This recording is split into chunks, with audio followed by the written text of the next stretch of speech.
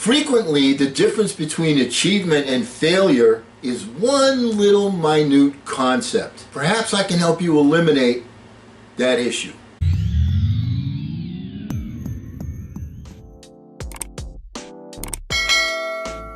Hello again, everyone. I'm Eli's dad with Project Eli, where we educate, we lead, and we inspire. And I was inspired by a gentleman named Thomas Opung, who wrote an article, 103 Life Lessons People Often Learn Too Late in Their Lives. My efforts in this series has been to point out to you a number of different life lessons, and today is our final chapter in that book of lessons. So let's get started and let's finish the book. First of all, you don't have to fit in.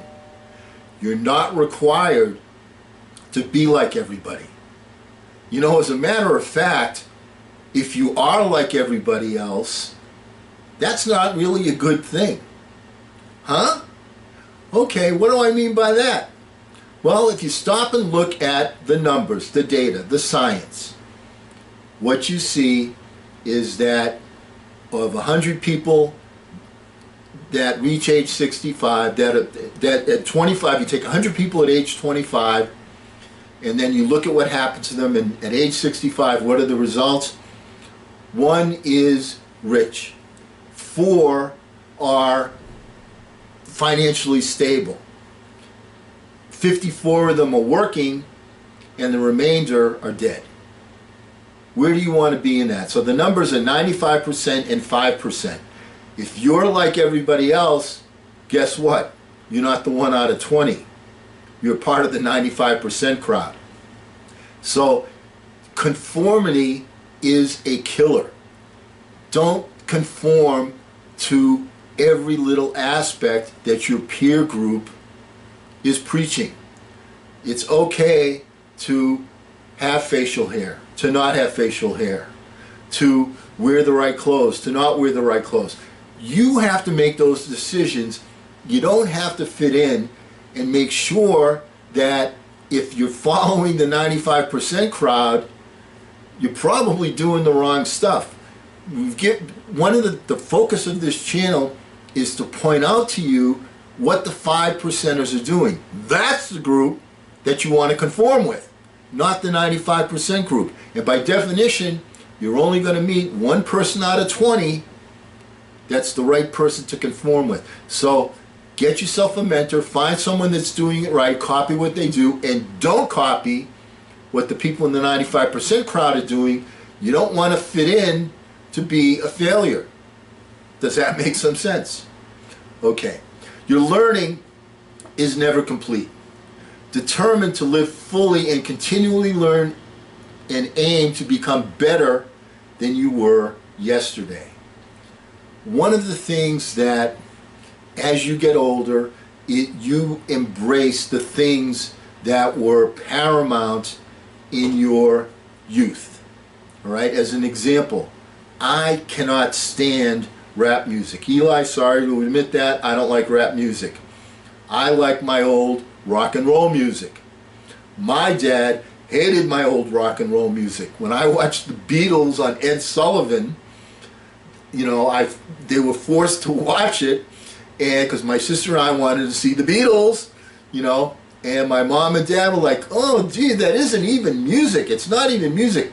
And I find myself saying exactly the same things to you about the rap music, is that's not even music. And as far as country music is concerned, well, that's just an oxymoron as far as I'm concerned, but I digress. The point is, people learn things differently, and in order to be able to communicate with people on any level of success at all, you kind of have to understand what their perspective is, where they are, where they're coming from, what things they consider to be important.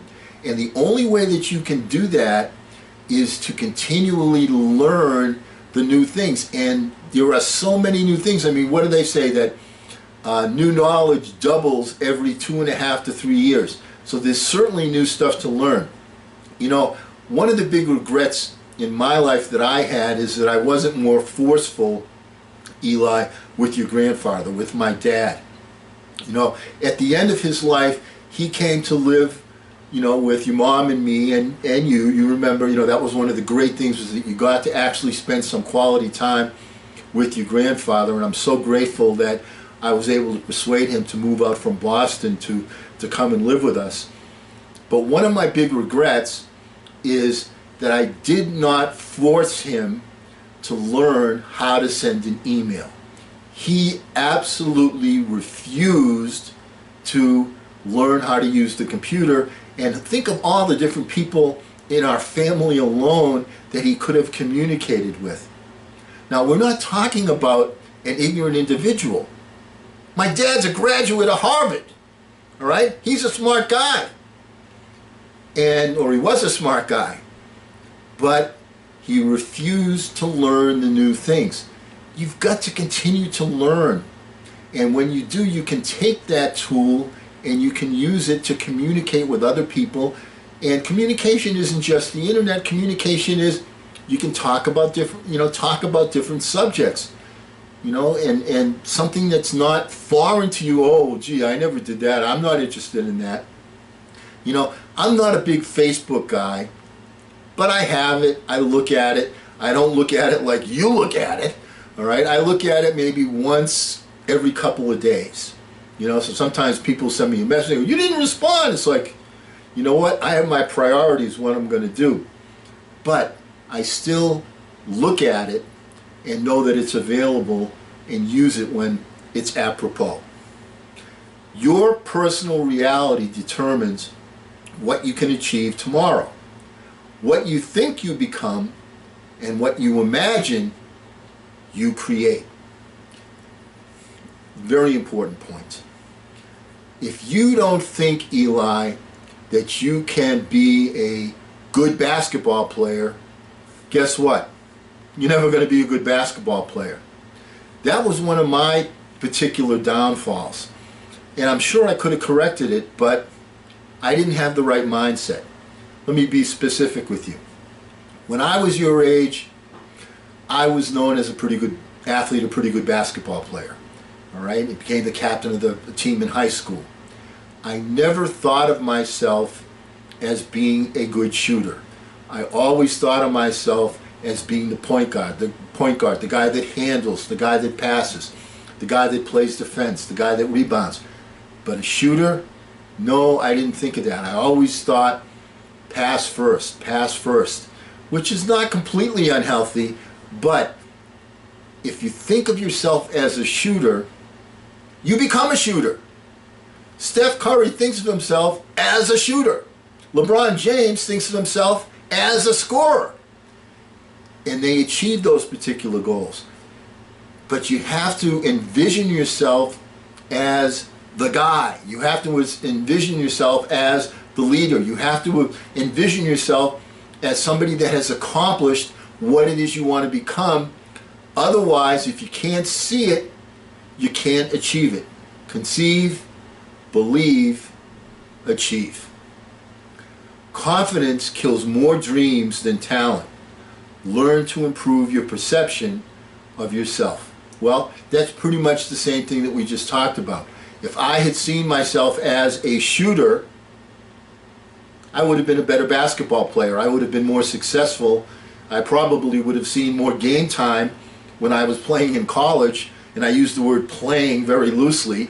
Mostly I was sitting. I would get up for the national anthem and then sit back down, and then during the timeouts I would always get in the huddle and touch the guys in the game so I could show my girlfriend, hey look, I've got game sweat.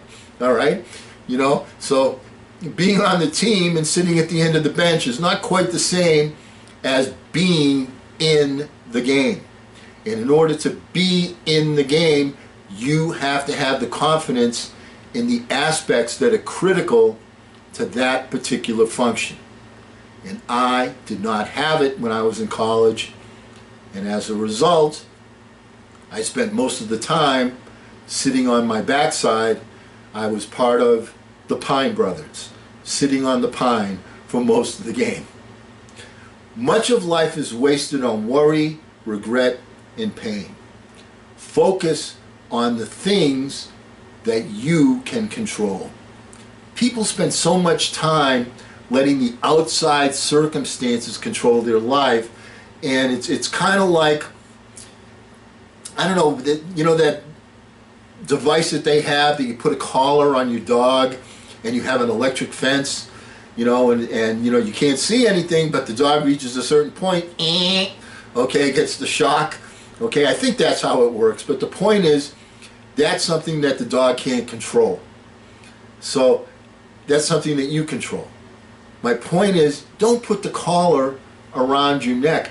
Focus on the things that you can control in the venue. Now, the dog inside the fence, inside the electric fence, can run, can fetch, can dig, can poop, can do all the different things that dogs like to do. Come over and lick me in the face, one of my favorite things, all right?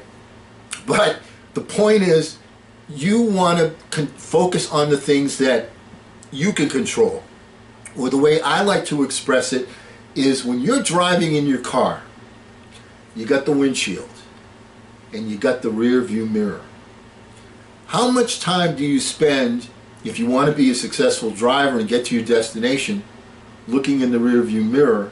And how much time do you spend focusing on what's in front of you in the windshield? If you want to advance your vehicle forward, spend the majority of your time looking in that direction. The direction where you're focused is the direction that you're going to go to. If you're looking in the rear view mirror at the things that happened already, you're not moving forward. And too many people carry that burden with them through their lives, and it prevents them from reaching the destination that they desire and deserve to reach. Life is so much easier when you see the brighter side in everything in life. And also, your sanity depends upon that. What we're talking about here is a positive mental attitude. Your attitude, Eli, everybody else, is a choice that you make every single day. Every day. So when you get up, one of the things I preach here relentlessly is envision the dream, see yourself accomplishing it, feel it, smell it, taste it, touch it. And when you do that and when you accomplish that, aren't you feeling great? Aren't you feeling good? Or on the other hand, if you let social media and the fact that, Joey just broke up with Lucy, and Lucy's all upset, oh, I better give Lucy a call, you've got to focus on your attitude. That's something that you control alone.